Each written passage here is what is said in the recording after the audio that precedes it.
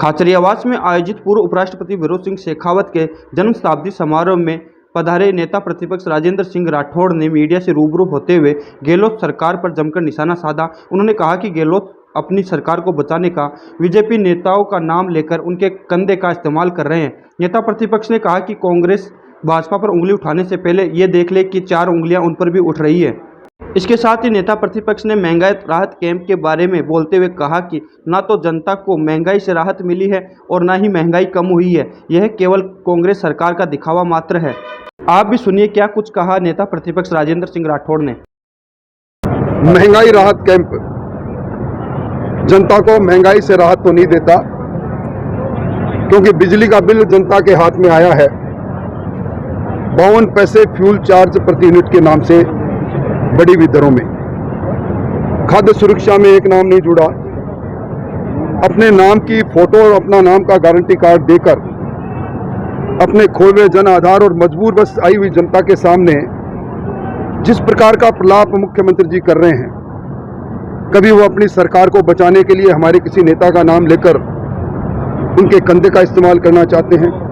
और मैं तो उनको धन्यवाद दूंगा कि उन्होंने मुझे ये प्रमाण पत्र दे दिया कि मैं भैरव सिंह जी शेखावत से चिपका हुआ था। हाँ, और उन्होंने ये भी कहा कि वो मेरे गुरु थे। निश्चित तौर पर इस प्रकार के गुरु होना मेरे जैसे छोटे कार्यकर्ता के लिए सम्मान की बात है, परंतु मैंने उनकी तरह मुख्यमंत्री जी की तरह तोड़ने की राजनीति नहीं की।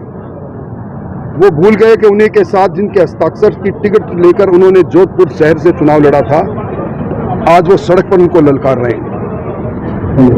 भारतीय जनता पार्टी के नेताओं पर टिप्पणी करने से पहले उंगली एक उठाने से पहले 4 उंगलियां वो देख लें जो उनकी तरफ अपने आप उठ जाती है, तो शायद अच्छा रहता। महंगाई राहत के नाम पर आई हुई मजबूर बस भीड़ उनको आजकल न जाने किस प्रकार के भाषण देने के लिए प्रेरित कर देती है। वो क्या कुछ बोल जाते हैं। अब आज कांग्रेस की जो स्थिति है वो सब जानते हैं। वो बाद में अल्लाह जाने क्या होगा आगे, वो साफ दिखाई दे रहा है। एक तरफ महंगाई राहत कैंप है, दूसरी तरफ सचिन पायलट आज बड़ी रैली कर रहे हैं भ्रष्टाचार जिससे अपनी ही सरकार को घेरने का काम कर रहे हैं। देखिए, सरकार का जन्म ही अंतर्द्वंद से हुई थी और आज भी वो जारी है। मुख्यमंत्री जी की सबसे ज़्यादा काबिलियत की बात एक ही है कि उन्होंने जादूगिरी से अपनी जाती हुई कुर्सी को किसी न किसी प्रकार से बचाए रखा। आज वो सोनिया जी की बात कर रहे हैं। वो शायद वो भूल गए 25 सितंबर का वो मंजर जब सोनिया जी के दूत बैरंग होकर यहाँ से लौट रहे थे। तो हमारे पर आरोप लगाते हैं, हम तो एक पार्टी के साथ जुड़े हुए लोग हैं। वो वसुंधरा जी के साथ मेरी जुड़ने की बात पर उनको शायद ऐतराज़ होगा। मुझे कोई गुरेज नहीं, मैं उनके मंत्रिमंडल में मंत्री था और वो आज भी हमारे राष्ट्रीय अध्यक्ष है, उपाध्यक्ष है राष्ट्र की, हमारी नेता है। तो इन बातों में मैं समझता हूं कि अब सरकार को अपना रिपोर्ट कार्ड के बारे में बात करें तो ज़्यादा अच्छा है, क्योंकि सितंबर के महीने में आचार संहिता आ जाएगी। अब इधर उधर की बात इनको करना ठीक नहीं है। वसुंधरा जी और प्रयोग किया उन्होंने। अगर वो मानते हैं कि उनकी सरकार का वजूद इतना कमज़ोर था कि हमारे सहारे से बची, तो ऐसी इस कमज़ोर सरकार को लाना। मैं वो सोचते हैं कि इस प्रकार की बात कह के वो कोई संदेश और संशय पैदा कर देंगे, इससे कुछ होने वाला नहीं है।